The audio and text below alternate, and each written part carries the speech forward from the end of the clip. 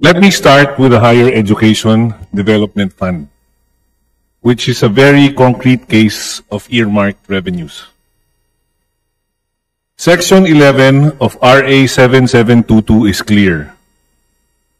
The 11.7 billion HEDF must immediately be released to CHED to be managed by a GFI as its portfolio manager.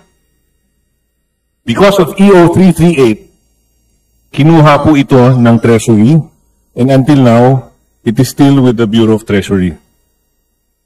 An executive order cannot supersede a law.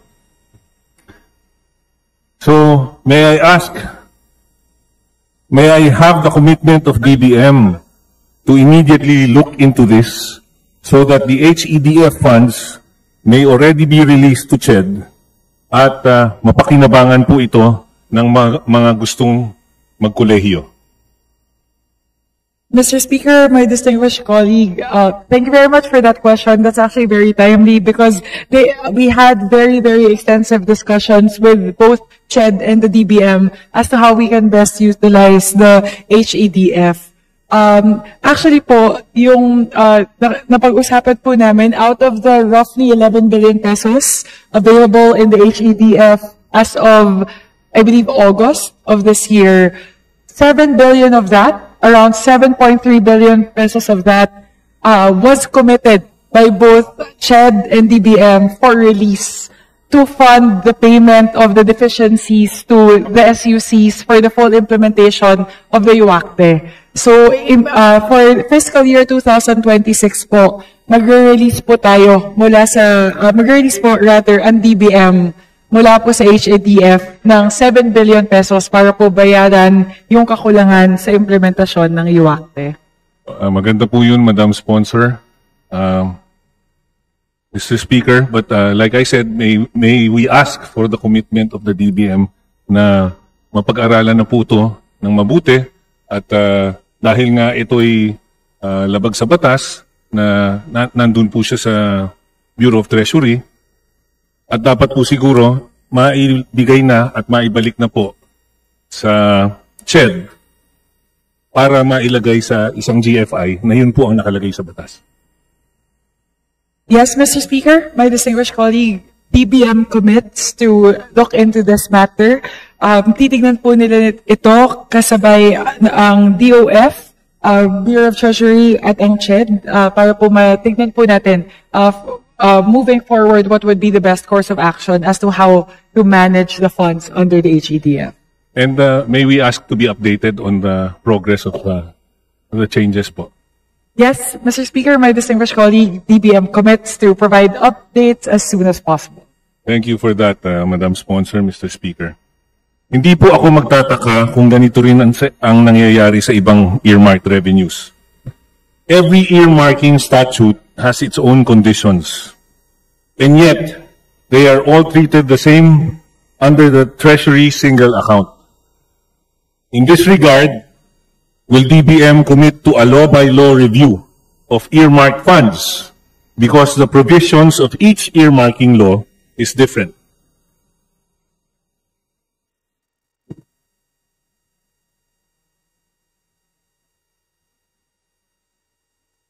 Mr. Speaker, my distinguished colleague, again, thank you to our distinguished colleague for the very timely question.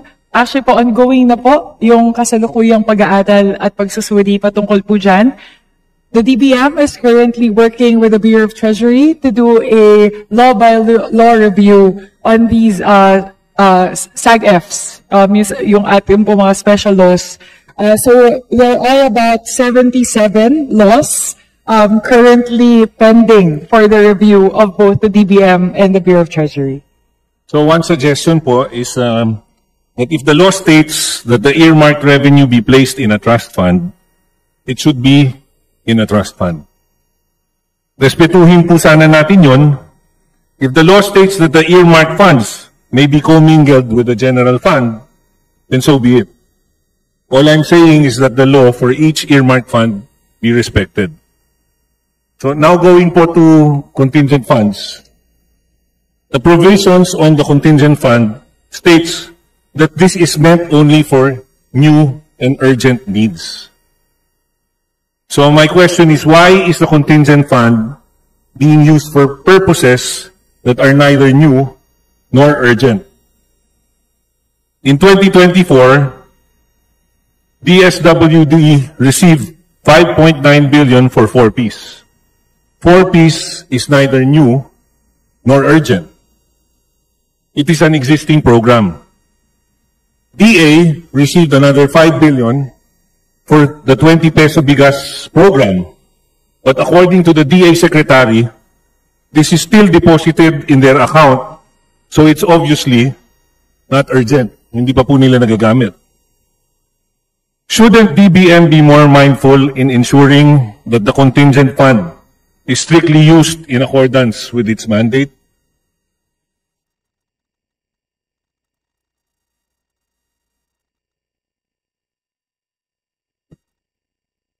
Mr. Speaker, my distinguished colleague, in terms of the parameters for the use of the contingent fund, we recognize the point of our distinguished colleague that these are for new and urgent activities or projects of the national government. So, tama po yun. Yun po yung nakalagay in terms of the provision for the contingent funds. With regard to the two specific instances mentioned by our distinguished colleague, the first being the release from the contingent fund towards the 4Ps program, and the second, the release for the DA towards the provision of rice.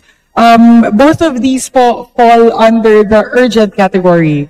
The first one po kasi, with regard to 4Ps, by law, it is required to give the entitlements of the 4 million 4Ps beneficiary households. Ang nangyari po kasi for 2025, 2024 rather, nabawasan po kasi yung total allocation ng 4Ps. So the amount that was released from the contingent fund towards the 4Ps were used to bridge the gap, yung deficit po. With regard to the DA Bigas program, nag-release po ng contingent funds noong mga panahon na sobrang taas po ng presyo ng bigas. So in order to address the needs of the lowest income households, nag-release po mula po sa contingent fund papunta po sa DA. So in both of the instances mentioned by our distinguished colleague, both of those fall under the urgent category po. Naniniwala naman ako, Madam Sponsor, that these programs are justified. No?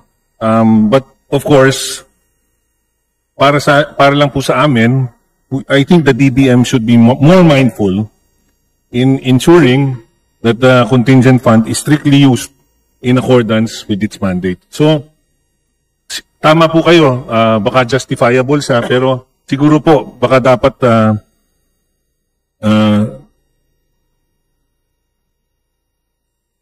tulad po kasi nung nasa DA, kung urgent po siya, bakit po siya, binanggit po ng secretary ng DA na nakadeposito pa rin siya. So, nalagay po siya doon, pero nandun pa rin siya, so, at hindi nagagamit. So, parang, kaya ko lang po nasabi na baka hindi siya urgent. Mr. Speaker, anyway, this representation feels strongly that stretching the definition of contingent undermines the integrity of the budget. So, maybe, baka po pwedeng we can craft corrective measures with regards to its use. Para lang po maiwasan yung medyo vague na mga use. Madam Sponsor. Mr. Speaker, my sincerest apologies po. May you please repeat the last question? So, all I'm saying is that maybe the DBM should be more mindful in ensuring that the contingent fund is strictly used in accordance with its mandate. So, kung pag sinabi pong urgent, dapat po, syempre, hindi maiiwan dun yung pera at hindi ginagamit. Kasi, sabi nyo nga, urgent, Madam Sponsor, Mr. Speaker, pero hindi po ginamit eh. Mr. Speaker, my distinguished colleague, actually po, the funds that were released from the contingent fund towards the DA for the biggest fund, lahat po yon na-obligate na. Nagkaroon lang po ng changeover kasi po instead of DA directly releasing the rice, dinaan po sa FTI. So yun lang po yung dahilan kung bakit medyo nagkaroon po ng delay dun po sa pag-release. Pero po, lahat po, yung kabuuan po ng amount na na-release mula po sa contingent fund papunta sa DA ay obligated na po. So, anyway, as I mentioned, Madam Sponsor, ang sinasabi lang naman po namin is that when it comes to the contingent fund, maybe we should be more strict when it comes to following the provisions. Tapos siguro baka pwede natin tignan at pag-aralan at tanggalin na kung ano man yung mga parang general na or catch-all phrases para maiwasan po yung parang magiging parang lump sum fund siya.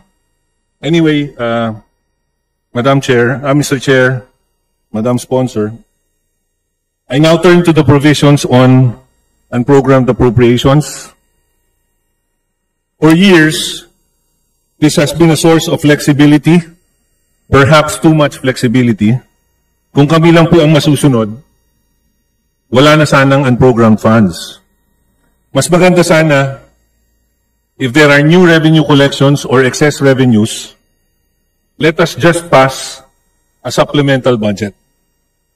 Pero kung hindi naman kami masusunod, then I suggest that we should delete the special provisions that allows the modifications of amounts within the authorized purposes and to cover deficiencies in the amounts authorized in any of the other purposes.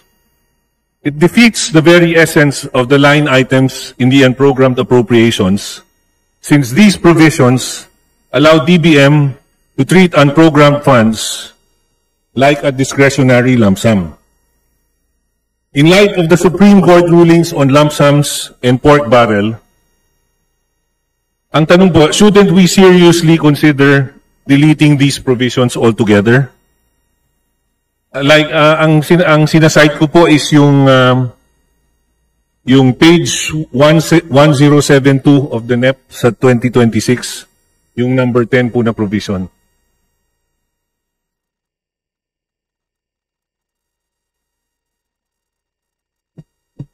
So kung pwede lang po, pag-aralan na baka pwedeng tanggalin na yun altogether. Mr. Speaker, my distinguished colleague, ang maganda po kasi doon sa kasalukuyang provision na yun is it gives the flexibility. The flexibility to be able to move across programs. There may be instances, for example, in the case of the contingent fund, there may be instances wherein towards the end of the year, there would be, sawa naman po na siya, sana hindi, but there would be a calamity, malaki pong calamity, or maybe perhaps during the COVID time, there's a national health emergency all of a sudden that was unprogrammed, definitely, unanticipated when the budget was being developed. So that particular provision po kasi is able to give that flexibility to funnel resources towards where they're most needed. But ang atin po sigurong assure ay meron naman pong there are sufficient safeguards in order for that particular provision to not be used in a manner that's not prudent. Yun lang naman po, Madam Sponsor, ang sinasabi namin. So, if, for example, instead of that provision, baka we can specify for national emergencies, baka pwedeng ilagay natin yun. Dun lang siya mag-a-apply. Hindi po ba? So, instead of parang a general or a catch-all phrase where we can just move from one item to the other, Madam Sponsor, baka ho pwedeng ganun na lang, maglagay tayo ng in case of national emergencies, then this will apply. Anyway, pag-aralan niyo po, ma'am. That's all we're suggesting, that maybe the DBM can take a look at it and then craft phrases or provisions that will apply to this specific need. Mr. Speaker, my distinguished colleague, upon referring with the DBM, that's something that we will take a look at. Also on the part of the Committee on Appropriations, looking at that particular special provision, titignan po natin, we need to strike a balance between safeguards versus it being permissive enough to respond to what's most needed given the current situation. So, titignan po namin, kasi po, I agree, kasi medyo generic siya. For purposes number 3 to 11, if I remember correctly, that's how it's worded. So, we'll take a look at whether we can add a little bit more level of specificity para lang po mas may safeguards po tayo as to particular purposes na pwede pong lilipatan in case of deficiencies. Thank you for that, Madam Sponsor. That's all we ask. Under RA 11861, isisingit ko na lang po to dahil nandyan naman si Secretary. Ito po yung matagal na namin hinihingi. Solo parents are entitled to a 7-day parental leave with pay. But because the CSC says there is no employer-employee relationship, agencies are not implementing this. So the CSC suggested that this be incorporated already in the contracts of the JOs and COS. We also brought this up already with the COA. So, ang inihingi po namin is, will DBM together with COA and CSC issue a clear guideline so that this benefit is finally implemented? Will DBM commit to work jointly with COA and CSC to release a joint circular so there is no confusion across agencies? Mr. Speaker, my distinguished colleague, the DBM commits to study the matter and will coordinate with COA on the issuance of the guidelines. Moreover, the DBM will take into account the provisions of RA 11861 and its implementing rules in the crafting of the said guidelines. So, we commit po. We will look into the matter. Thank you for that, Madam Sponsor, Mr. Speaker. I still have concerns on savings, pero papadala ko na lang po sa inyo. In closing, let us decisively reject generalized provisions, unwaveringly uphold the rule of law, and commit to a budget for 2026 that is open, accountable, and transparent. By eliminating ambiguity and grounding every line item in lawful purpose and clear evidence, we protect the public trust and ensure fiscal decisions that reflect the nation's best interests. The time for transparency is now. The path forward is a lawful, transparent, and fully auditable budget for 2026. Thank you, Madam Sponsor, Mr. Speaker, and thank you to the DBM family. Majority Leader. Thank you very much po, Mr. Speaker. Thank you very much to our distinguished colleague, the Honorable Robert Nazal.